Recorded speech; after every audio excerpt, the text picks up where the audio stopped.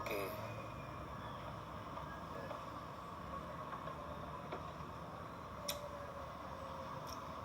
Aku bingung dengan orang-orang. Saya nggak tahu kenapa ya. Saya bingung. Bahasa mulu halak kita, bukannya saling mendukung. Hah? Bukannya saling mendukung. Ini malah menjatuhkan, mengejek, misalnya ngebully. Nah, jadi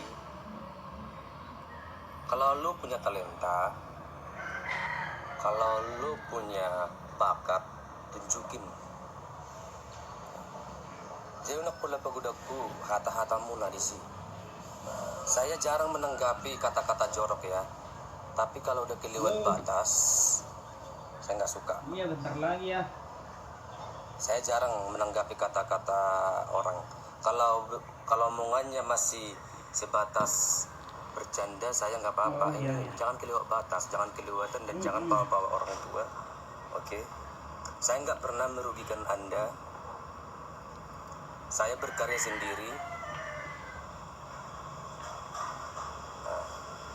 Saya berusaha untuk menghibur orang, dan ingat satu hal ya, saya menghibur tanpa imbalan. Saya menghibur dengan ikhlas. Jadi heran tuh kadang ngomong kamu. Artis. Oh, belum. Tetap semangat berdagang yang penting. Iya, tapi kadang omongan ini kelewat batas. Jadi harus, kalau dibiarin makin merajalela. Ingat, saya ini hanya berperan, action. Tahu nggak action itu apa?